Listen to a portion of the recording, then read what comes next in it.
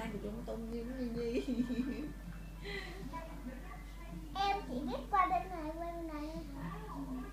quay dưới thôi hả? Biết quay trên. Em ơi quay qua đây nè. Quay đầu qua đây. Em chưa có quay được.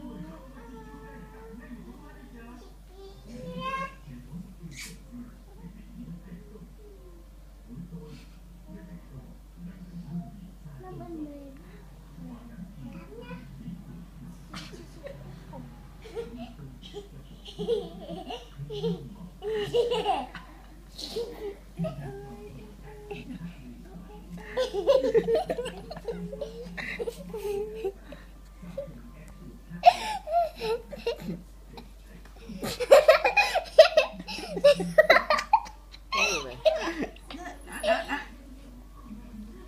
Em bây giờ